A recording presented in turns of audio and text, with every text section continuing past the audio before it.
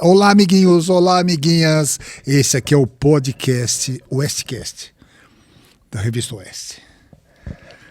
E hoje, meu nome é Alexander Waverly, você já sabe, e hoje a gente está aqui com um grande jornalista, Luiz Ernesto Lacombe, que é um mito. Mito? Não, mito, só de, mito já passou, só né? de você estar aqui na mesa já vira um mito. Se você não era, aqui só vem gente... Não é brincadeira aqui, o negócio é papo sério aqui. Então eu estou me sentindo especial por ter sido convidado. Mas só vem gente. Como você é grande jornalista, você sabe que jornalista mito não é jornalista. É verdade. E aqui outro mito que é o Silvio Navarro, maior repórter político do Brasil. Exagero. Não é? Tá entre os melhores, eu não tenho dúvida disso. E um ser humano maravilhoso também. Maravilhoso. Então, Lacombe, meu irmão.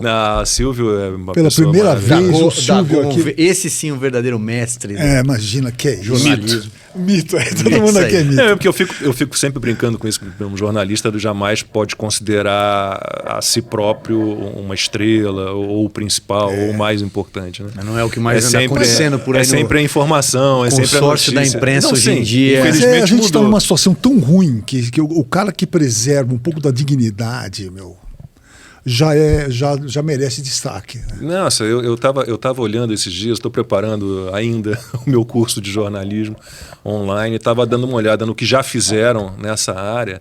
E tem uma menina, não vou nem dizer a qual emissora ela está ligada, que ela fez um curso de jornalismo explicando como o repórter pode viralizar, como o repórter pode se tornar notícia. O curso de jornalismo dela é para isso. Então ela pega cenas dela na rua, fazendo uma entrada ao vivo, e aí dá uma ventania, ela está de guarda-chuva, está chovendo, e o guarda-chuva voa. Aí ela explica como que ela conseguiu com aquilo. Olha, é algo surreal. É duro. Surreal. É difícil. E Lacombe, eu descobri isso agora que você é um Heilborn. Sou Heilborn. E o Paulo Francis também. Vocês têm alguma ligação? Também. Nunca conseguimos descobrir. Provavelmente sim. Porque eu tenho uma irmã, minha irmã caçula mora na Alemanha já há muito tempo, desde 1992, então eu frequento a Alemanha, eu tenho cidadania alemã, meu filho mais velho morou um período na Alemanha, e eu fiz um livro sobre a parte judia alemã da minha família, então eu fiz muita pesquisa sobre a família Heilborn, é um sobrenome muito pouco comum, são pouquíssimos Heilborn na Alemanha, então provavelmente o Paulo Francis lá em cima nós viemos do mesmo tronco. Agora, o Paulo Francis a vida inteira disse que a família dele não era judia. Ele se dizia cristão, né? Protestante, luterano, sei lá. Ele era um cristão, não eram judeus. Acho difícil. Assim, os outros Heilborn que eu localizei, todos são judeus. Meu avô alemão era judeu. Sim. E tem uma história muito engraçada, não sei se eu já te contei essa história, Silvio, do meu pai. Meu pai viajava muito, ele era da Fundação Getúlio Vargas, então dava muita aula. E na época do regime militar ele gostava de viajar com a carteira de identidade dele da época do CPOR.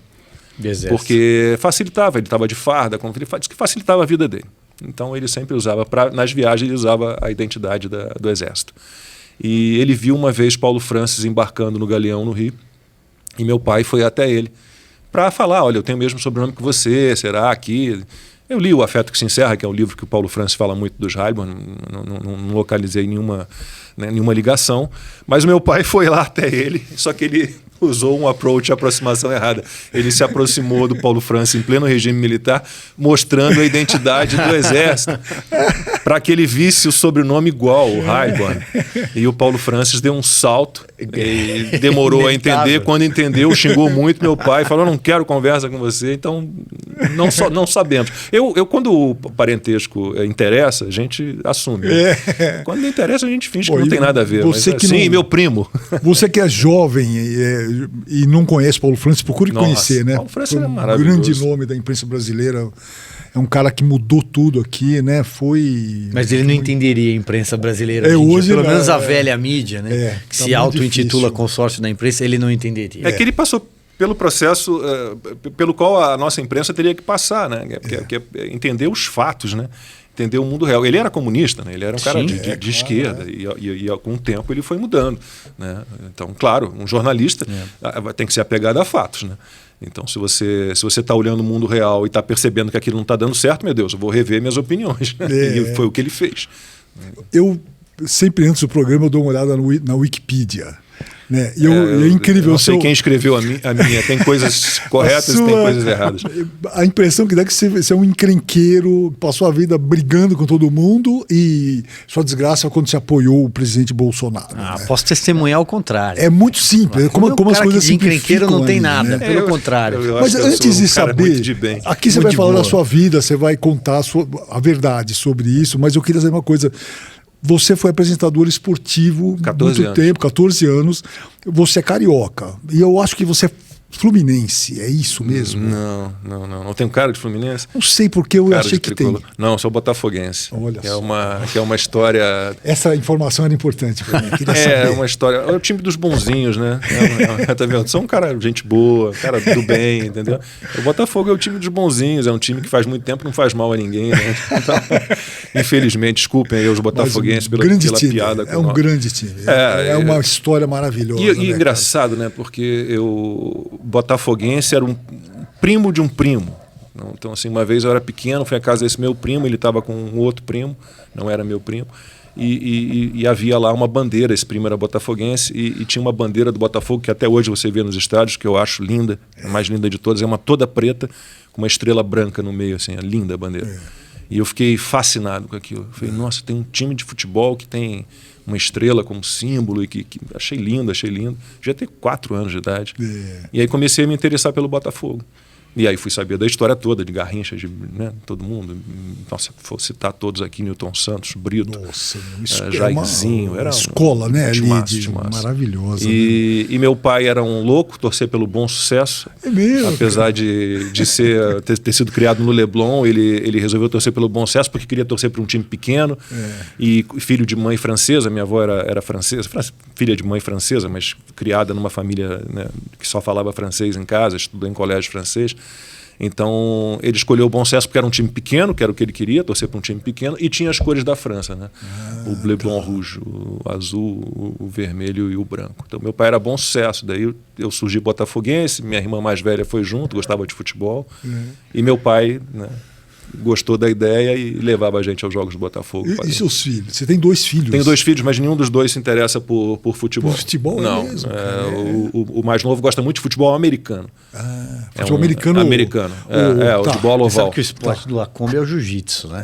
Agora com o joelho, estou parado, desde agosto do ano passado, eu fiz uma operação delicada aí no joelho. Qual faixa bem mesmo? Marrom. Era para ter pegada preta já, né? Mas... o joelho não permitiu. Então tô tentando me recuperar aí para ver se consigo voltar em agosto aos tatames, né? Olha só, cara. Mas nenhum dos dois foi para futebol. Nenhum dos dois gosta muito de esporte. O mais novo faz jiu-jitsu também, bom lutador. E adora futebol americano. O mais velho não. E, a gente se conhece já aí há algum tempinho, né? Trabalhamos juntos e tal, já sei até algumas histórias, mas você sempre foi um conservador? Eu sempre fui, originalmente, eu sempre fui um liberal. Eu tenho 2 grandes referências na minha vida, né? Meu pai, que era um executivo, então foi diretor de grandes empresas a vida toda. GE, GEIG, Vale do Rio Doce, Shell. Então eu tinha essa referência do meu pai, que era um cara ligado ao mundo corporativo, meritocracia, né? Sabia muito bem como é que funcionava o mundo economicamente, então eu tenho essa influência muito forte e tenho a outra influência mais forte da minha vida, que é do meu avô materno, Américo Jacobina Lacombe, que era um grande historiador, um imortal da Academia Brasileira de Letras, era um cara sensacional, eu adorava, né, ter conversas com meu avô, cresci na biblioteca do meu avô, com quase 30 mil volumes em casa, então, e era um pensador, um intelectual católico conservador. Então originalmente eu sou um liberal, né? Sou um anticomunista ferrenho. Eu já perguntei porque eu sei que você não gosta muito dessa direita-esquerda, né? O Fiuza tanto perturbava a gente com essas histórias, tanto perturbava a gente com essas histórias, que eu acabei me desapegando. Se eu te ligar aqui, que me apitou meu celular para não ficar apitando. Eu não gosto muito dessa história, mas assim, eu vejo o mundo, se você for simplificar bem a divisão, eu vejo um mundo dos adoradores de Estado, né? Aqueles que acham que todas as soluções para todos nós, para o mundo, para o planeta, para os países, né? Para o seu bairro, para a sociedade, passa pelo Estado, e os que acham que, e que estão corretos, né? Que acham que não tem nada a ver, que o Estado tem que ser pequeno, tem que ser enxuto. Então, se eu for dividir, hoje em dia, para simplificar, eu divido assim. Os adoradores de Estado, que é o que a gente tem hoje no poder no Brasil, né? E os que defendem o Estado enxuto, eficiente, que gaste bem, né? Que gaste com discernimento, né? No que é realmente função do Estado. Basicamente, eu vejo assim, que quem não é de esquerda entra nessa classificação de conservador. Eu não sou de esquerda, mas eu não me considero exatamente conservador. Ficou uma coisa meio simplificada. Eu concordo com quase tudo do conservadorismo, talvez tudo. Então, posso ser considerado conservador? Posso. Eu não sou a favor das rupturas, das revoluções. Eu sou a favor de que a gente que tudo tenha que ser orgânico, que as coisas aconteçam no seu tempo, sem que você abra mão dos ensinamentos, de tudo que você já viveu, das suas tradições, seus princípios, seus valores, do que a gente tem de base. O Rui Barbosa gostava de falar muito disso, o tempo que já vivemos, né? que é o grande maturador, que é o grande que é aquele que ensina, né? que mostra, olha, isso aqui deu errado, isso aqui deu certo, sabe? Não tem como escapar muito desse mundo, né? Então, os conservadores, nisso tudo eu concordo com eles, né? Eu acho que esse mundo de rupturas e revoluções e do Estado resolvendo tudo, isso é uma bobagem. É um movimento na própria direita que ele é muito novo no Brasil, né? Essa chamada nova direita, eu acho que a gente pode dizer assim, né? A direita, ela é evidentemente marginalizada pela esquerda hoje em dia e estigmatizada por si própria, por causa da ditadura, por causa do regime militar. Então, você dizer que você era alinhado à direita ou era alguém de direita, essa expressão é ruim também, até do ponto de vista da língua portuguesa. Mas você dizer que você era de direita, pô, as pessoas te olhavam estranho, né? Pô, como assim você é de direita? Né? Mas acho que ela acordou, de fato, em 2015, ali pré-impeachment da Dilma Rousseff, depois de ter sido germinada, sem saber que estava sendo germinada no Brasil, nos protestos de 2013. Eu acho que ali, né, que começa o brasileiro, de alguma forma, ele começa a despertar confuso contra tudo que ele estava vendo, né, contra um país desgovernado, né, um país já com Dilma Rousseff, mas numa era que o PT tinha transformado o país num celeiro de corrupção até para a América Latina inteira. Os valores estavam indo embora. E aí aí vai vir o Bolsonaro no meio desse processo, mas hoje em dia as pessoas se sentem orgulhosas. Eu sou de direita, eu me alinho à direita. Sim, porque eu sou um liberal, por exemplo. Nós temos ali do ponto de vista ideológico, muito parecidos. Eu sou um liberal, principalmente no cenário econômico, né? Não tem completamente. E também conservador. Real, se ser conservador é conservar coisas boas, né? Mas eu acho mudar gradativamente, organicamente, claro, sem pressa, sem ruptura, né? O que não tá tão bom, mas isso não é assim de uma hora para outra. Né? É que o conservadorismo ele remete muito a valor, né? A valores. Eu acho... aí por isso que eu te fiz a pergunta se você sempre foi um conservador, em questão de valores. Fui e não sabia. O que acontece é que a esquerda sempre fui e não sabia. Pensa na esquerda hoje no Brasil, né? O PT, o marxismo.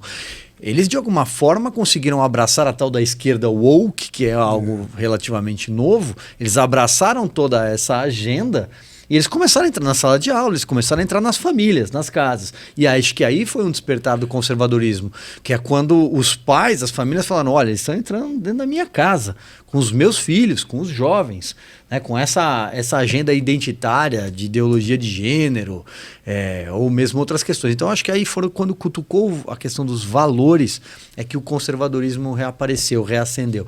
Não como saquaremas imperiais, nem talvez tão britânico. Não, mas o que mais me impressiona foi o trabalho, né? Aí você vai ter toda a agenda cultural, né? Você vai ter todo o trabalho de catequização, de dominação de universidades, de escolas, de cultura, né? Que a Dagumi sabe mais do que a gente dessa área, de como esse pessoal, né, ligado aos comunistas, ligado ao comunismo, ao socialismo, como eles conseguiram colar a imagem deles e as ideias deles, a bondade, a fraternidade e a solidariedade. Todo mundo que não concorda com o que eles pensam, com esse Estado enorme, tutor, pai de todos, protetor, salvador, né, todo mundo é mau, né? É capitalista selvagem, explorador de mão de obra. Então, esse trabalho foi feito durante anos e anos e anos. E continua sendo feito. E continua sendo feito. Meus filhos foram universitários, né? Eu acompanhei o processo. Né? O meu filho mais velho estudava na PUC do Rio. E os alunos de Direito da PUC do Rio tentaram lançar um jornal de direita, né, um jornal mais conservador, e foram impedidos aos tapas, com violência, por outros alunos da PUC. E é impressionante como a esquerda ocupa espaço na academia, porque as pessoas que não são ali militantes, né, alunos militantes de esquerda, ele entra na universidade, ele quer sair logo da universidade, ele quer trabalhar, ele quer gerar renda, ele quer prosperar, ele quer criar uma família, comprar um carro, terminar de pagar a sua faculdade e exercer o seu ofício. Agora, quantos anos passa um militante de esquerda no centro acadêmico? 10 anos. São estudantes profissionais. São estudantes profissionais, eles ficam 10 anos lá. E aí, nesse processo de ocupar espaços, é que realmente a ideologia deles perdura, né? E é impossível hoje, em determinados cursos, por exemplo, eu acho que hoje a área de humanas especialmente é impossível você se declarar não alinhado à esquerda. Até porque, se você não só é cancelado, como o Lacombe bem trouxe aqui, você é considerado uma pessoa... É uma questão de virtude, você não é virtuoso. Sim, você não tem sentimentos, você é insensível. Quantas vezes eu já ouvi isso? Você não tem coração, você é insensível. Eu falei, não. Eu estou defendendo o que funciona. Exatamente. Não tem absolutamente nada a ver com isso, muito pelo contrário. Hoje mesmo no site da UES é aquela coisa de aparelhamento, né?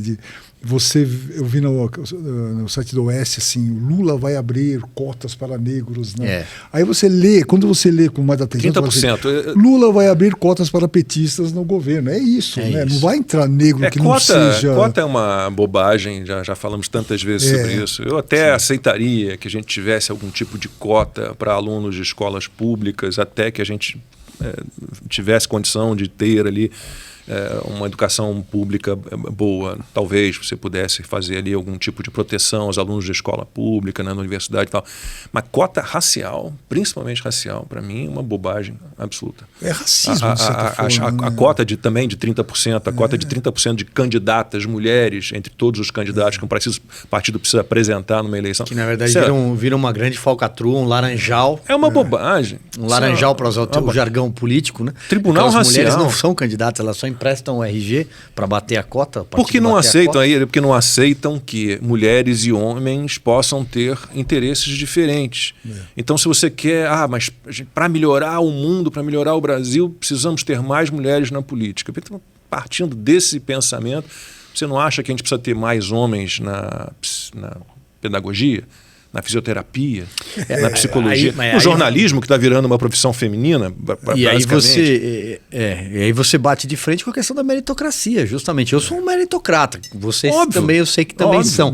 Claro. Agora, do outro lado, não. Eles entendem que não. A meritocracia não sinaliza virtude. Não, absolutamente. A meritocracia é esmigalhar pessoas. Exato.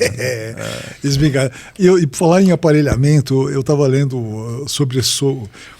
Eu queria saber, queria que você contasse, do seu ponto de vista, como é que foi a sua saída da Rede Globo? Porque você é o cara que virou o cara que resistiu àquela máquina ou não? Mais ou menos, porque... E tem só para complementar, teve uma conversa que eu vi que você teve com o William Bonner sobre repórteres usando camisetas. Isso foi quando começou o projeto G1 em um minuto. Então vamos lá, por partes. A história do Bonner. Eu era editor do Bom Dia Brasil na época, editor executivo de esporte, e a gente já tinha feito o Bom Dia Brasil, já tínhamos feito a nossa primeira reunião de produção, eu estava ali organizando as produções do dia seguinte, na minha mesa, e eu sentava o Murilo Moreno, que era editor de internacional, à minha frente, e a sala do Bonner era logo ali. E o Bonner chegava ali por volta de 11h30, 11 e pouco, e a gente tinha um monitor perto da gente, e aí um dia eu olhei para o monitor e estava começando o projeto do tal G1 em um minuto, que era um noticiário, um boletinzinho de notícias que o G1 fazia, o pessoal do G1 fazia, e a Globo exibia, na Rede Globo. E era assim, era um menino, uma barba enorme, com aqueles alargadores de orelha, com anel de orelha, com brinco, com piercing, cheio de tatuagem, com uma camiseta cheia de inscrições e tal, dando as notícias. E aí eu virei para o Murilo, esse editor de internacional, eu falei, Murilo, estou olhando aqui o que ele está falando, mas não estou entendendo nada, prestando atenção em nada do conteúdo, nada das informações. Porque eu estou ali tentando entender o que ele tem de tatuagem no braço, olhando o piercing, lendo o que está escrito na camiseta dele. Eu falei, Murilo, isso é tão básico, né? Isso a gente aprende no primeiro período, na primeira cadeira de televisão. Existe o que a gente chama de vídeo vampiro, que é uma imagem, algo que suga a sua atenção. Então, por que televisão você não pode ter uma mulher com muito decote? Porque você vai ficar atento ao decote, com brincos muito grandes, transparência, sobreposição de roupa, maquiagem exagerada, nada do que tiraria o foco para o que é principal, que é a notícia, poderia estar ali. E aí eu comentando com o Murilo, falei, por que o cara não está com a camisa social fechada para não ver as tatuagens? Por que ele não está sem essa quantidade de informação que ele tem na orelha? E isso chega o Bonner, falei, Lacombe, porque eu participei deste projeto. E é exatamente isso, a gente quer mostrar que a Globo é uma emissora jovem e está ligada nesse novo jornalismo digital. Eu falei, sim, vocês poderiam ter feito isso com o mesmo menino, jovem, com o mesmo cenário descolado, né? Só que sem a camiseta cheia de inscrições, com uma camiseta social lisa, sem a quantidade de brincos e acessórios que ele usa, sem as tatuagens. A gente estaria também entendendo, é um jovem num ambiente descolado, com uma linguagem um pouco mais coloquial ainda do que normal, mas, né, sem te oferecer um monte de... É o jornalismo woke. Então, porque o importante é a informação. De novo, o importante é a notícia. E, talvez não seja mais, Lacombe. Eu acho que... Em raros lugares, aqui na Oeste ainda ainda temos aí alguns poucos veículos que seguem fiéis à religião dos fatos, mas não somos a maioria. Mas a Globo, na minha época, eu comecei na Globo em 92, né, e fui para Santa Catarina, fiquei 5 anos na afiliada em Santa Catarina, né, RBS TV na época, 92 e 97. Em 97 voltei para o Rio, então fiquei de 97 a 2017. Ali 3 anos mais ou menos como repórter da Globo, fazendo reportagens para todos os jornais. Depois eu fui para a Globo News, fiquei quase 5 anos na Globo News como apresentador, e aí fui para o esporte, 14 anos no esporte. A Globo, na época, ela tinha um jornalismo bem diferente. Eu tive como diretor o Evandro Carlos de Andrade, que eu acho sempre achei um grande jornalista. Alice Maria, que é meu ídolo maior no jornalismo, que é uma grande jornalista. Então eu tive momentos muito, muito bons ali na Globo. E a Globo foi extremamente correta comigo. Muito correta. As pessoas, você fala mal da Globo. Não falo mal da Globo. Eu tenho críticas ao jornalismo que a Globo faz hoje. Na minha época, eu não passava por isso. A gente achava que a emissora era isenta, era equilibrada, era comprometida com os fatos, né? E isso mudou. As minhas críticas não são à empresa. São ao jornalismo que é feito hoje. Por quê? Quando eu estava no esporte, em 2017, era uma sexta-feira, janeiro de 2017, eu estava saindo de férias, era o meu último dia de trabalho. E já estava indo embora da emissora, o diretor da gente, o Renato Ribeiro, o diretor de esporte, me chamou para uma conversa na sala dele. Fui lá, ele falou, olha, seu contrato vai vencer em maio de 2017, a gente vai ter uma série de cortes, vamos ter que cortar muito nosso orçamento. O seu é o primeiro contrato grande que vence, e eu tentei de tudo para te manter, porque eu gosto muito de você é um cara muito competente, sempre pude contar com você. O Renato realmente é um cara que eu tenho em alta consideração, tivemos uma parceria muito longa, está lá até hoje ainda, ele é muito competente, muita gente boa. E ele me avisou nesse dia, olha, seu contrato não vai ser renovado. Então, seu contrato vence lá em maio, no fim de maio, você está liberado para procurar outra coisa. Você não precisa voltar à emissora. Se você conseguir alguma outra colocação nesse período, a gente vai te pagar o que deve, até tudo de uma vez só. Então foram extremamente corretos, me avisaram com 5 meses de antecedência que meu contrato não seria renovado, já me liberaram para procurar uma outra colocação. Então, nesse sentido, eles foram muito corretos comigo. Eu trabalhei com os melhores profissionais, com os melhores equipamentos, com ótimo salário, recebendo em dia, né? Tive muitas oportunidades profissionais, né? Rodei pela emissora toda, produtor, repórter especial, editor executivo, apresentador. Viajei o Brasil inteiro, viajei boa parte do mundo, né? pela Rede Globo. Então, assim, eu tenho enorme admiração pela empresa, mas o jornalismo que a Globo faz hoje é abaixo da crítica. Né? Não é um jornalismo fiel aos fatos. Né? E um duplo padrão assim o tempo inteiro. Depois você passou pela Band, pela Rede TV. Eu comecei na Band. Na Band. Eu tenho 3 passagens pela Band. Né? Eu comecei na Band em 88 como estagiário. Fiquei lá até 1990. Manchete, não? A Band do Rio, 88, 89 e 90. Aí fui para a Rede Manchete, 90, 91, 92. Aí fui para a RBS TV em Santa Catarina, 92 até 97. E aí volto para o Rio, 97 para a Globo. Aí 97, 98, 99 como repórter.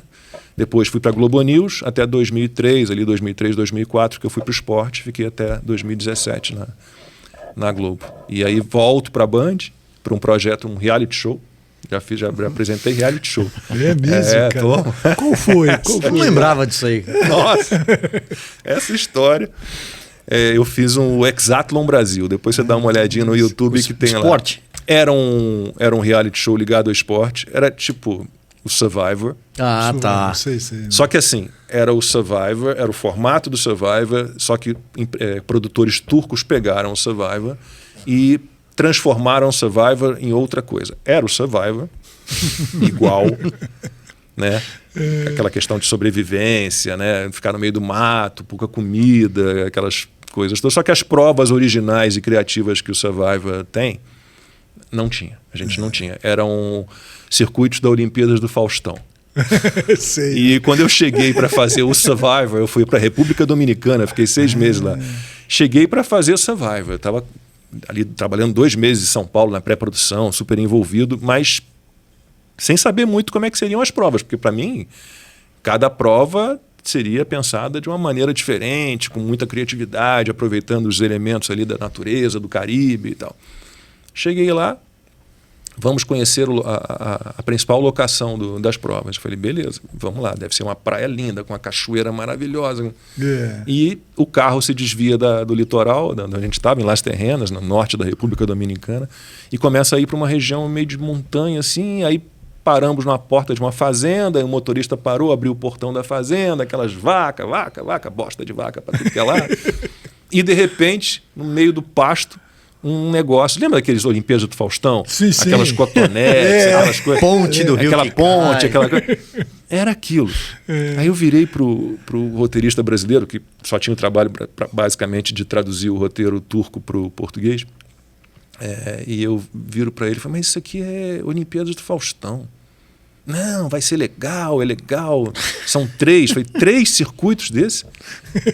E para 3 meses de programa, quase 4 meses de programa, não vai funcionar. Não tem nada a ver com a Olimpíada do Faustão. Aí nisso vem um argentino, Max, fortão, careca. Oi, Lacombe, tudo bem? Eu sou o Max, sou responsável aqui pelo... Eu falei, pô, legal, cara, bacana, você fala um português bom, você tem inclusive um sotaque mais carioca, assim. Não, morei 6 anos lá no Rio. O que você fazia? Não, eu trabalhava no Projac. E o que você fazia no Projac? eu montava os circuitos da Olimpíadas do Faustão. Muito bom. Então, foi um reality show que tinha tudo para dar certo, só que as provas eram, para eles não serem processados, eu imagino, pelos detentores dos direitos do Survivor. Eles fizeram um Survivor com provas que se passavam ali em batalhas homem a homem, então eram sempre batalhas, um participante de um grupo contra o do outro. Cada batalha valia um ponto, tinha que chegar a 10, então às vezes eu fazia 20 batalhas no mesmo programa, passando aquele circuito da Olimpíada do Faustão. Ficou um negócio chato. Eu comecei a brigar para que a gente tivesse mais variedade de provas, outros circuitos. Inclusive dei uma ideia que eles levaram adiante, faz um circuito dentro d'água, com flutuadores. Gostaram, fizeram. Mas assim, os turcos eram difíceis, viu? Queriam que eu mentisse. Fizemos uma competição entre brasileiros e mexicanos, que também estavam fazendo o mesmo programa, né? E tinha México, Colômbia, Romênia, eles vendiam o formato para um monte de gente. E a brasileira ganhou a última prova, estava 9-8 Brasil. A Sul Rosa brasileira disputou com a Ana, a mexicana, ganhou. O apresentador mexicano cantou a vitória do Brasil, eu também, beleza. Daqui a pouco vem um turcão lá. Não. Foi empate? Vamos fazer na batalha de desempate. Eu falei, não foi empate. Putz. A brasileira ganhou. Não, mais emoção. Vou fazer. Não, mais emoção não. Por exemplo, o Giba, A gente tinha um grupo, o elenco era maravilhoso. Tinha uma equipe de famosos, com 10 famosos. Era Giba, campeão olímpico. Do vôlei. Campeão olímpico. Mauro Imagem, campeão olímpica. Daniel Hipólito. Olha só. Sim. Só atleta. Pedro Scooby. Marcel Stimmer, tetracampeão de patinação artística, pan-americano. Era um grupo muito bom. Aí a equipe dos famosos perdeu a primeira prova da eliminação, lá, a gente chamava Deriva. E o Giba foi escolhido pelo grupo dele para ir para a eliminação, para o paredão do hexatlon, que era a Deriva que a gente falava. O Turcão entrou e falou, não, o Giba não pode. E como assim? Eu li, a gente chama de Bíblia, eu li a Bíblia do programa. Assim, o integrante do grupo que tiver mais votos, o grupo que for derrotado na prova de eliminação, o mais votado de todos os integrantes do grupo é o que vai, né, ser o candidato ali à eliminação. O Giba tá... Não, o Giba não dá. O Giba não pode. Nossa, cara. Assim. Tapete. Aí depois descobri que a votação para eliminação era uma coisa meio manipulada. Eles encerravam a hora que eles queriam. A votação é até as 10 da noite. Não. Quando chegava ali um resultado que eles mais ou menos queriam, eles pegavam aquele resultado. Então foi uma confusão. Eu acabei sendo eliminado da final. O turco, chefão, apresentou a final da temporada no meu lugar. Nossa, cara. Me chamou para uma reunião um dia, no dia da gravação da final. Me chamou para uma reunião, ele, com os diretores dele, uns capangas dele, lá, uns seguranças dele, e me diz assim, eu estou há 3 meses pensando em como me vingar de você, revenge, ele usou essa palavra, revenge. Aí eu falei, como? É isso mesmo, então eu decidi, você está dismissed, você está dispensado, aí você não vai apresentar a final, eu vou fazer a final. E assim foi. E nesse meio tempo, Dagon, televisão e programa, muda de emissora, o Lacombe é escritor, você sabia? Não, né? Exatamente. Só rapidamente, para dizer que eu tenho enorme respeito pela Band, que a Band ela era parceira desses turcos, ela não conhecia a metodologia. A Band me deu todo o apoio do mundo quando soube do que tinha acontecido. A Band, assim, na mesma hora, eles me tiraram do local, me mandaram, fiquei um tempo na Europa, lá fiquei quase metade do inverno lá na Alemanha. E a Band apresentou um programa, uma novela turca que eu gostava muito, chamava Zel. Não sei se você chegou a ver. Incrível, cara. Eu respeitei os turcos assim por causa dessa novela, do que eles faziam em televisão, assim, alta qualidade. Era uma adaptação daquele O Conde de Monte Cristo. Adoro, é maravilhoso. Na Turquia. Nossa, uma novela incrível, cara. Richard Chamberlain é a versão que eu mais gosto. Já teve outras versões, mas com Richard Chamberlain é muito boa. Eu tenho muito que ir à Turquia. Eu tenho muito que conhecer outros turcos para mudar um pouco a imagem Você não chegou aí até que eu lá. Construí na minha cabeça. Porque eu, infelizmente, tive que lidar com pessoas bem complicadas, bem difíceis. Né? Pra você ter uma ideia, a gente teve uma produtora, nunca falei isso, hein? Tem uma produtora nossa, Marilinha, que logo no início das gravações ela foi agredida por um produtor turco. Levou um tapa na cara de um produtor turco. Cara. E eu tive que sair da gravação, ela estava chorando num canto, era externa, e o que aconteceu? O Gunei bateu em mim, eu fui para dentro do cara. E falei, não, amigo, aqui tem isso tudo documentado, todos os WhatsApp, tudo. E acabou que foi bom eu ter ido. A diretora brasileira da Band achou ruim, não vai lá tomar satisfação, nem bom, tem que ir. Porque senão a gente tem que dizer, peraí, tem limite. A cultura de vocês é diferente da nossa.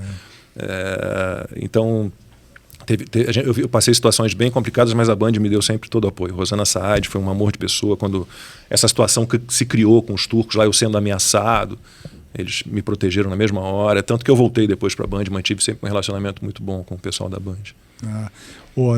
A gente vai falar sobre o escritor daqui a pouquinho, mas agora eu queria fazer uma propaganda de luxo da Oeste, porque eu sei que você é assinante. Há muitos anos já, desde quando começou a Oeste, já tem muito tempo já. Vai estar completando 3 anos. 3 anos agora. Eu tenho mais ou menos isso. Eu queria que você falasse para a câmera por que é importante assinar a Oeste.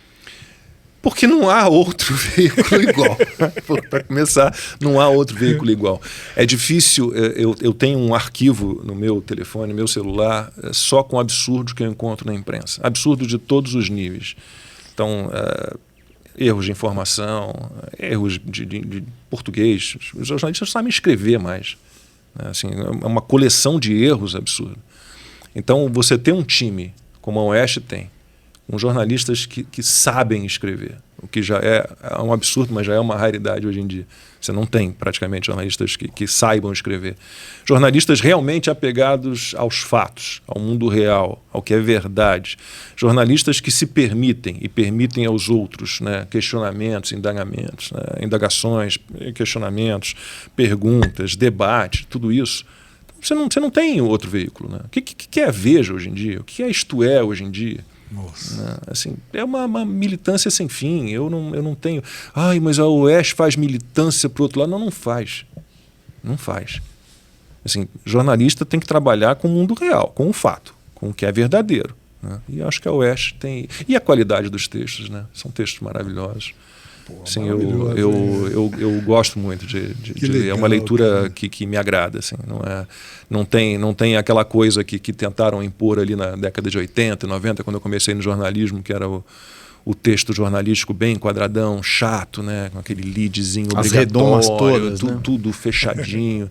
E a Oeste não, você tem reportagens com cara de crônicas, né, com histórias bem contadas. É outro patamar. Nossa, cara, a gente está feliz já hoje, né?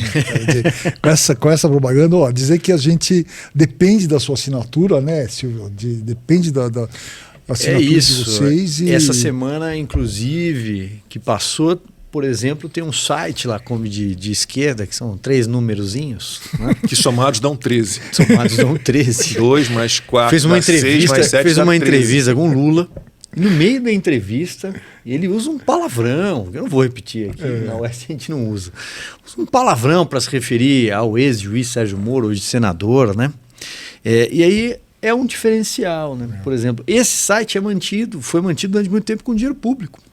Verba da SECOM, da Presidência da República, durante os anos do PT. Aliás, foi quando ele conseguia valores mais vultuosos, foi revelado até. E a diferença da Oeste é essa: a Oeste nunca aceitou, desde a sua primeira semana de vida, da sua primeira edição, a edição 1 centavo de dinheiro público, de dinheiro de partido político, que é público, dinheiro de governo nenhum, né? Então quem sempre financiou a Oeste são os seus assinantes, né? E isso permite à Oeste que o jornalismo se mova com absoluta independência e liberdade, né? É o único jeito, né? É o único jeito. Eu me lembro de situações na Globo, por exemplo, né? Contar 2 bastidores assim. Eu tive que fazer uma reportagem com o João Avelange, o próprio, ele ainda vivo, né, uma entrevista, e eu recebi uma pauta muito fechada, era para ser uma reportagem especial elogiosa ao João Avelange, quando já sabíamos todos nós, suspeitamos ao longo de toda a vida e depois confirmamos que havia coisas erradas ali. Né? Tudo bem, o João Avelange, o cara que criou o futebol, de certa forma, que levou o futebol a um nível que nenhum outro poderia ter levado.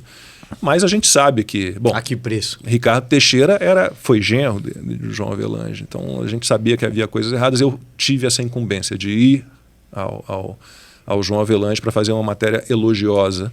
Né? Quando começaram a surgir todos os escândalos envolvendo CBF e Ricardo Teixeira, durante muito tempo eu não pude falar sobre esse assunto. Eu já era editor executivo de esporte do Bom Dia Brasil, apresentador dos blocos de esporte. E eu me lembro da resposta do chefe de redação até hoje. Nós temos contrato com os caras. Como é que a gente vai fazer? Tá, acho que eu vou falar mal dos caras? Não vamos. Né? Então, assim, não dá para você ficar preso a esses patrocinadores, a esses mantenedores. Pega o caso da Carta Capital, por exemplo. A tornozeleira eletrônica da verba pública. Ou você parte... o CBF nem é público, mas é uma maneira também de você se beneficiar de um esqueminha ali, numa confederação. Mas, por exemplo, Carta Capital, você pega lá a carta, o Diogo Mainardi, nas crônicas dele, ele mostra bem isso, né? O que era a Carta Capital antes de ter 70% da sua verba publicitária advinda de empresas estatais, né? Verba pública, governo federal, e o que a Carta Capital se tornou depois de ter 70% da sua verba, né, advinda dali. O Lula era bêbado, o Lula era um incapaz, o Lula era um ignorante, e de repente o Lula se transforma na solução de todos os problemas. De todos os problemas. Então, a Oeste não tem isso.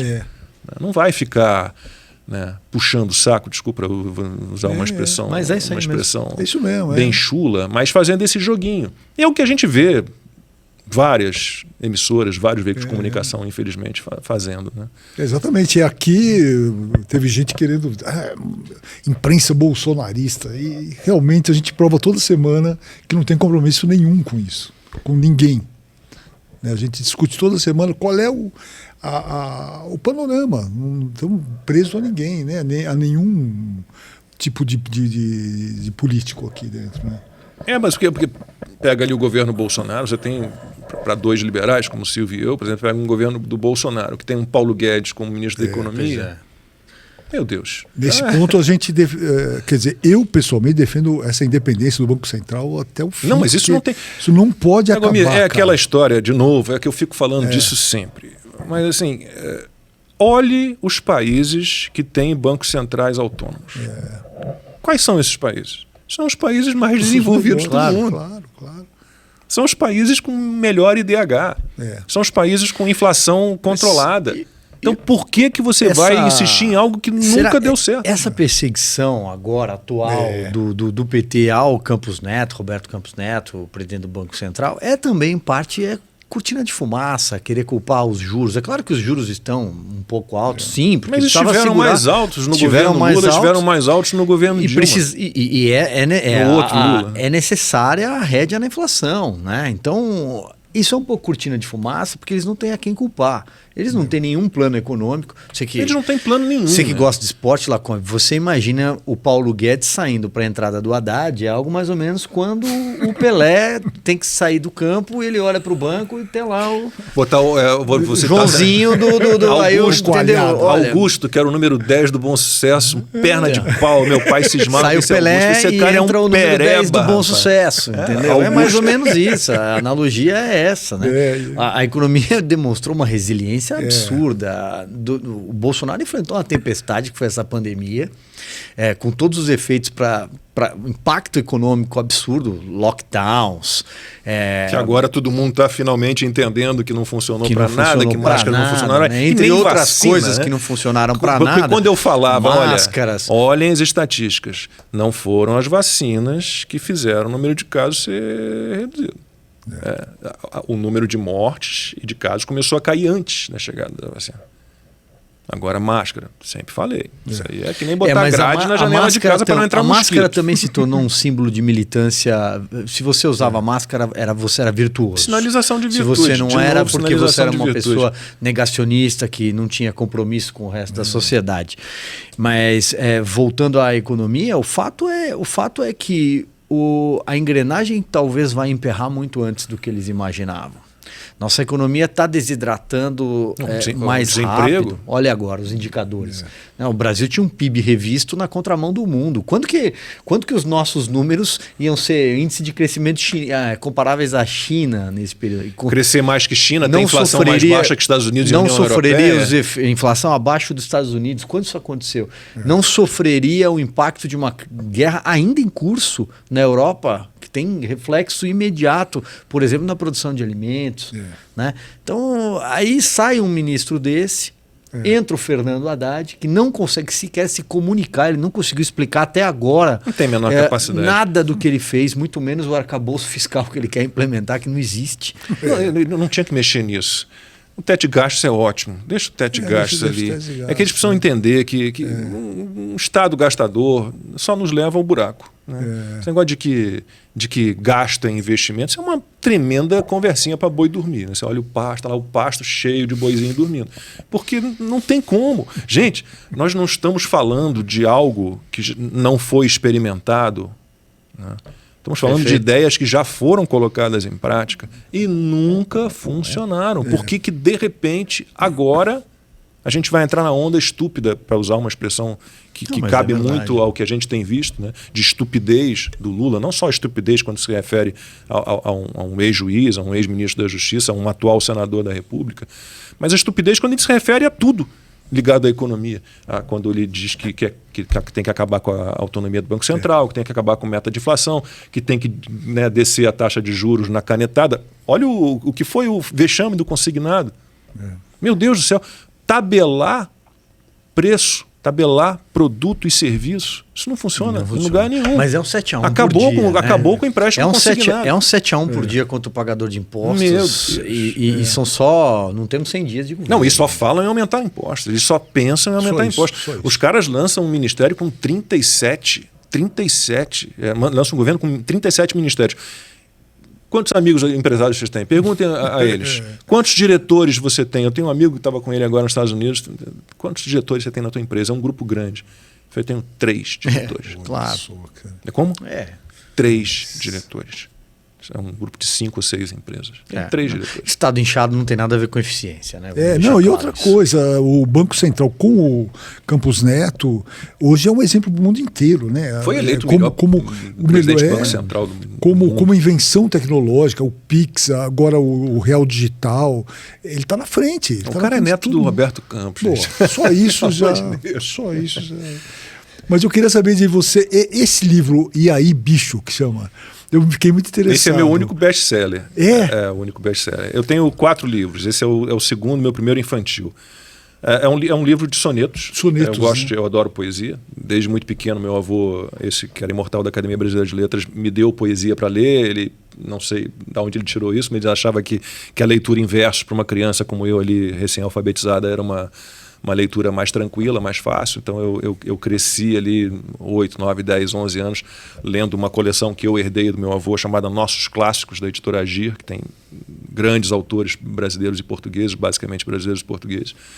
E sempre fui muito apaixonado por poesia. Então, meus filhos eram pequenos, a gente ia muito, minha mulher é gaúcha, a gente ia muito ali a Novo Hamburgo, que é a região dela, e íamos ao zoológico de Sapucaia do Sul, que é do lado, que é um zoológico bem mais agradável do que os outros que eu conheço, né? Um zoológico amplo, sem grades, então os bichos têm um espaço, né, bem amplo para ficar e tudo. E aí perguntei um dia para meus filhos, quais os bichos que vocês gostam mais aí de todos que a gente vê no zoológico? Tais. Aí eu anotei 10 e resolvi escrever sonetinhos sobre cada um dos bichos, trazendo informações físicas de comportamento desses bichos. E a ideia inicial era só para declamar para meus filhos, para que eles lessem, para que eles entendessem um pouquinho dos bichos. E aí um dia, conversando com uma amiga, ela falou, não, mas eu tenho uma conhecida que tem uma editora e mostra para ela. E aí mostrei, ela adorou. Que legal, aí convidou a Ana cara. Terra, que é uma ilustradora bem Sim. premiada, famosa e tal. Daí a Ana Terra fez as ilustrações. Esse livro é meu único best-seller. Da última vez que eu vi, tinha vendido 35 mil exemplares. Para livro infantil, 15 mil para cima já é best-seller. É um livro que foi incluído no catálogo de Bolonha, foi para a Feira de Bolonha, isso em 2010, quando eu lancei.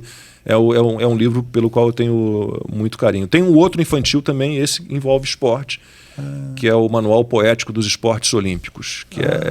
Isso foi uma encomenda desta editora, depois do E aí, Bicho. A gente vai ter os Jogos Olímpicos do Rio em 2016. O que você acha de você escrever um soneto sobre cada um dos esportes que a gente vai ter tá ali no programa olímpico? Eu falei, escrever soneto sobre golfe. Aí ela jogou a ideia, desafio, né, jogou incrível, a ideia. Aí um dia eu sentava, escrevia alguma coisinha e acabou que saiu. Um livro que tem o prefácio do Pedro Bial. Sei que o pessoal detesta Pedro Bial, o pessoal que me acompanha detesta Pedro Bial. Eu gosto muito dele, eu sei que eu entendo que nossos pensamentos hoje políticos e ideológicos são bem distantes, mas é uma pessoa com a qual eu sempre me dei muito bem. Que legal, cara. E tenho Cartas de Elise. Cartas de Elise é o último que foi relançado agora. Cartas de Elise é um livro que mexeu extremamente com a minha emoção, porque foi um livro que surgiu a partir da morte da minha avó, mãe do meu pai, que era viúva desse meu avô alemão-judeu. Né? Esse meu avô alemão-judeu, ele morreu, eu tinha 3 meses de idade, então não tive contato com ele. E a minha avó, e depois a gente descobriu que foi algo que ficou marcado em todas as gerações, toda essa geração que sofreu com o Holocausto e as subsequentes, todas elas evitavam de alguma forma de falar do que tinham sofrido, né? O que tinham passado, ou que os antepassados tinham enfrentado. A minha avó, viúva desse meu avô alemão, a vida inteira eu perguntei para ela, mas vó, você esteve na Alemanha em 37, ali um pouquinho antes da guerra, e o que você viu? E você viu os nazistas, e ela sempre escapava. Você não guardou nada de cartas dos parentes do meu avô? Não. Quando ela morreu, a gente foi desmanchar o apartamento dela em Copacabana e encontramos cerca de 300 cartas de Elise. da Elise, minha bisavó, né, mãe desse meu avô, cartas dela para o filho e para minha avó, para a nora. Um alemão arcaico, um alemão mais antigo. E a gente, caramba, e agora? Nossa. Aí passamos as cartas para minha irmã caçula, que mora lá, e a Cristina traduziu essas cartas e começou a se comunicar comigo, contando mais ou menos o que estava descobrindo e me dando força para escrever um livro sobre a história.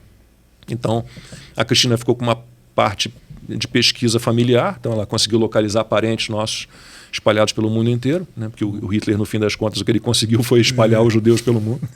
Né? Tudo bem, matou 6 milhões, mas muitos conseguiram escapar, ainda bem. E eu fiquei com uma pesquisa, com a pesquisa histórica do período ali, um ensaio, né, político e histórico ali do período, e aí fiz esse livro, que é um livro escrito, é um livro com uma cara de romance. Sim. É uma saga familiar, é uma história real, mas ele tem uma carinha de romance. As cartas me serviram de várias maneiras, como simples fonte de informação. Algumas são publicadas na íntegra, então elas estão intercaladas ali no meio do texto. Algumas foram transformadas em diálogos, por exemplo. Eu queria tornar o livro um pouquinho mais palatável, um pouco mais agradável, com uma carinha de romance. Então tem cartas da minha bisavó contando ao meu avô um plano de fuga, que ela teve vários planos de fuga da Alemanha. Olha. Quando ela percebia que o risco estava aumentando, porque ela se enganou durante muito tempo. Não, em mim não vai chegar, em mim não vai chegar. Então ela tem uma carta específica que ela contava para o cunhado dela, Levin. Teve aqui o Levin, para o meu avô, o Levin esteve aqui com o plano de comprarmos uma fazenda em Blumenau, a fazenda tem isso. Então eu faço o encontro dos dois, imagino o encontro dos dois, e incorporo essa carta como diálogo.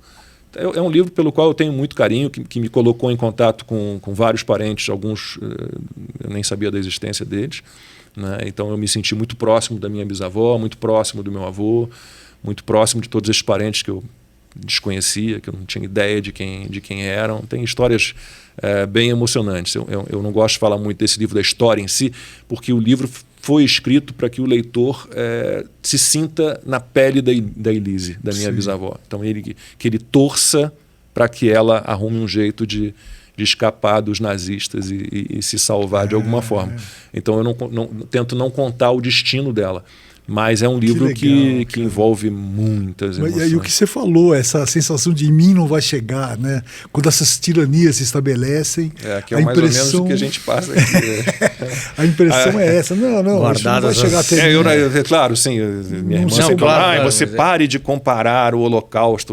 Os judeus não admitem que você compare o Holocausto com nada.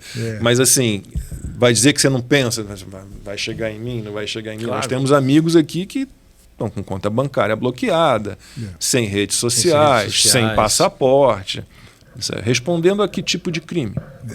Indiciados por que crimes? Por nada.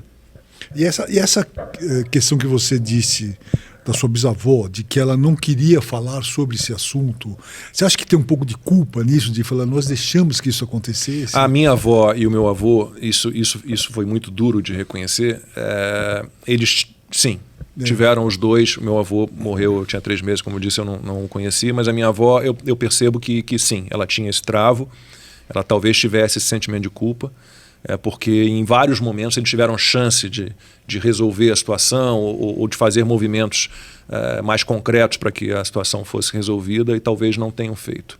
Sim. E aquela velha história que é esquecida, né? Que os nazistas foram eleitos, né? Foi uma eleição, eles foram eleitos, né? Em 33, né? Ali ele já assume como chefe de Estado, chefe de governo. Que ele assume, mas aí não foi um golpe de Estado, né? Foi uma eleição. Então aí deve ser duro para os alemães, né? Dessa época, né? De aceitar que fomos nós que fizemos isso, né? De certa forma, né? É uma situação muito complicada. Muito difícil. Eu chorava várias vezes, Tem momentos no livro que eu relendo, se eu pegar o livro agora eu choro. Por exemplo, eu acabo dando a entender o que aconteceu com a Elise, mas, por exemplo, ela, no momento em que o cerco a ela começa a se fechar, realmente, se fechar, ela tinha uma posição financeira muito boa, né? Claro que ao longo do tempo foi se deteriorando, porque os nazistas foram implementando uma série de leis de segregação, de perseguição aos judeus. Então tinha impostos que só os judeus pagavam. Ela queria vender um terreno, ela tinha que fazer benfeitorias no terreno antes de vendê-la, umas coisas bem loucas, assim. Mas a Elise foi sendo perseguida, e ela tentava escapar de alguma forma. Mas ela, quando estava ali já no encalço dela, ela pegou quadros, pratarias, tapetes e muita coisa, e uma parte ela mandou para um irmão que era casado com uma cristã, em Cottbus, uma cidade próxima à qual ela morava, e uma parte ela botou num armazém no porto de Hamburgo, esperando a chance de embarcar com tudo para o Brasil, né? E quando minha irmã começou a fazer pesquisa sobre a família, localizou a minha bisavó Elise, tinha 7 irmãos, ela localizou vários descendentes desses irmãos. E uma descendente de um irmão da Elise mora no Canadá, ia para a Alemanha e resolveu conhecer minha irmã. E chegou para conhecer minha irmã, ela era neta desta cristã, cunhada da minha bisavó, que recebeu parte dos bens dela para guardar. E ela chegou com um pacote bem pesado. Assim. Minha irmã era uma senhora já, e carregando um pacote bem pesado. E a minha irmã, mas o que é que eu... Não, isso aqui eu vou te dar no fim do nosso encontro. E aí ficaram lá uma tarde inteira falando sobre a família e tudo. Aí no fim ela finalmente puxa aquele pacote pesadíssimo. E olha, isso aqui é seu. Isso aqui a vida inteira a minha mãe e a minha avó falaram. Isso aqui não é de vocês. Isso aqui é dos Heilbronn. É da Elise. Isso aqui foi confiado a gente para que a gente guardasse até que ela pudesse receber de volta. Então, 70 anos depois, nossa, cara, ela pega e entrega esse pacote. Olha, isso aqui é de vocês. E minha irmã abre e é uma parte do faqueiro da minha bisavó. Um faqueiro de prata, lindo, com um H, né, de Heilbronn. Eu tenho uma parte desse faqueiro, porque uma parte desse faqueiro foi dada de presente para minha avó, viúva desse meu avô alemão. E outra parte foi para essa cunhada da minha bisavó. Então, 70 anos depois, esse faqueiro volta para a família. Deve ter sido duro para vocês, né, de ver isso. Né? Assim, se eu pensar na quantidade de parentes que eu perdi, né, é absurdo, enorme. Primos, tios avós, bisavós. E em termos financeiros também. Também.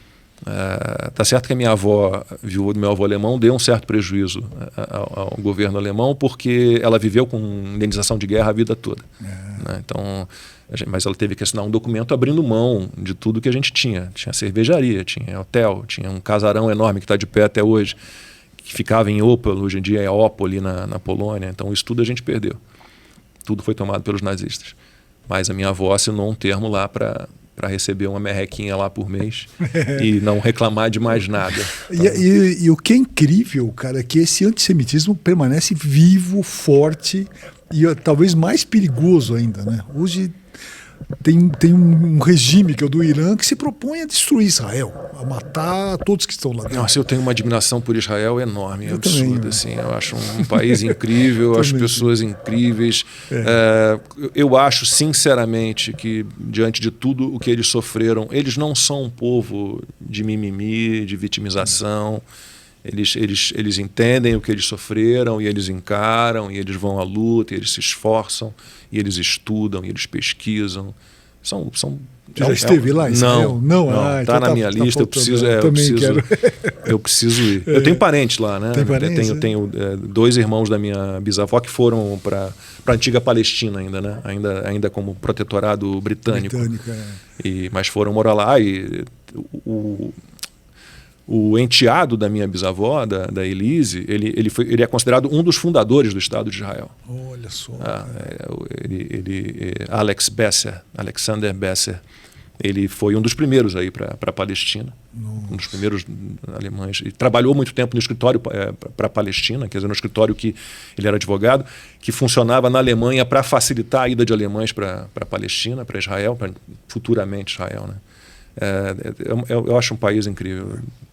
Não consigo entender esse ódio todo aos judeus. Bom, é uma briga, né, que remonta a... Não, mas mesmo o antissemitismo, assim, né? O judeu tem que acabar e tal, é incrível, ainda isso aí está forte, ainda existe. No caso dos nazistas, os judeus foram usados como bode expiatório, né? Você sempre acha algum fator assim, externo, algum bode expiatório para a sua guerrinha particular, né?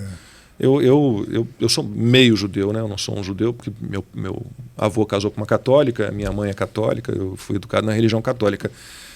Mas eu acho uma tristeza que haja esse movimento antissemita ainda. É muito triste. E planos, Lacombe?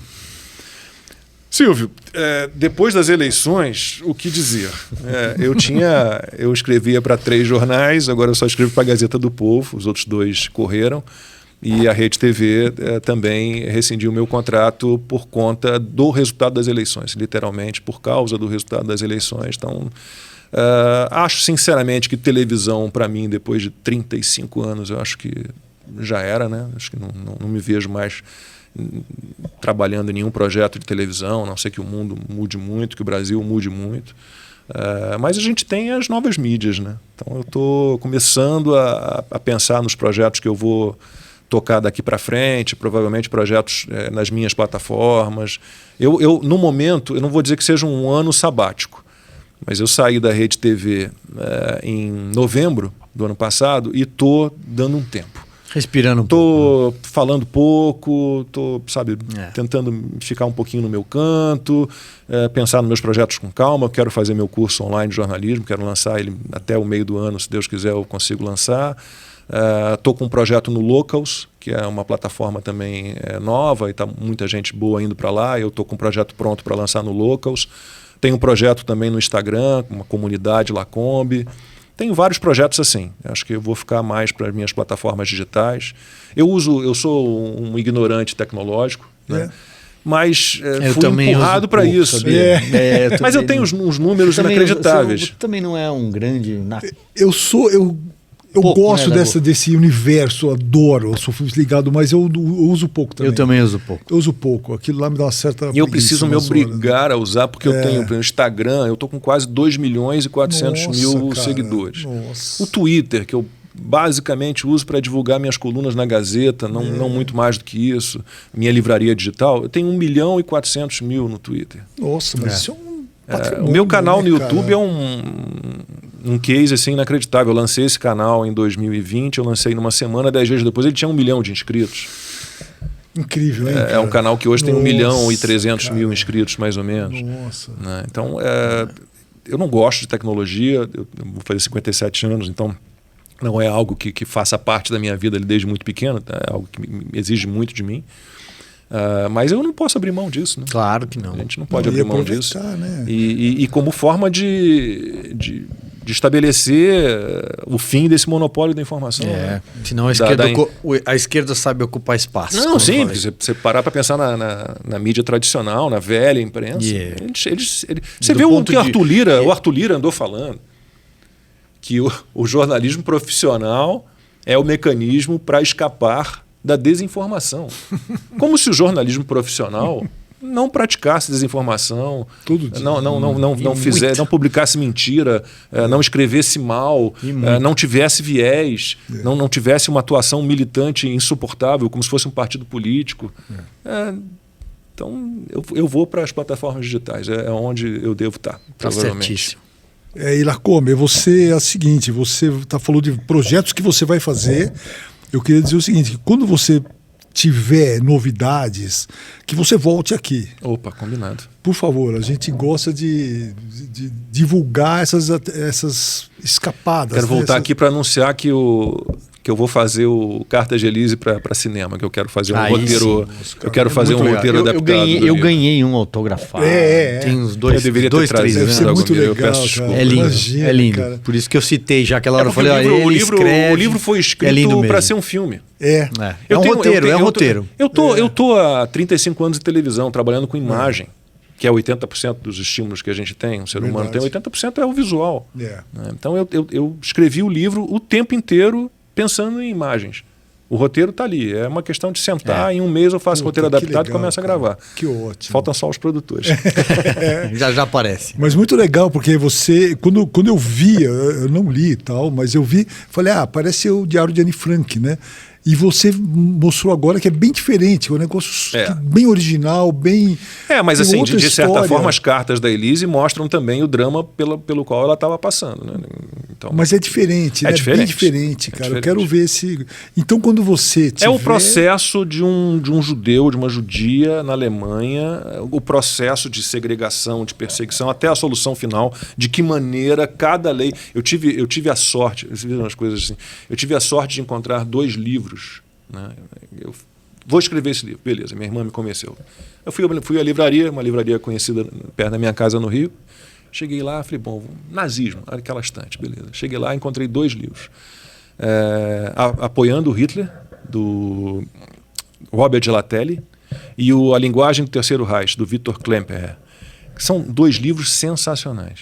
Então, o do Gelatelli, principalmente, ele vai comentando cada uma das leis antissemitas que foram sendo baixadas e as consequências que isso ia tendo na vida dos judeus na Alemanha.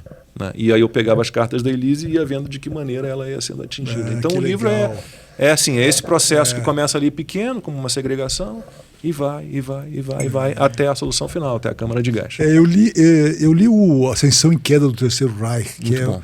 Nossa, que é um livro que eu já li 2 vezes porque ele é incrível, cara. Você vê esse processo todo de um jornalista que estava lá, né? Ele tava...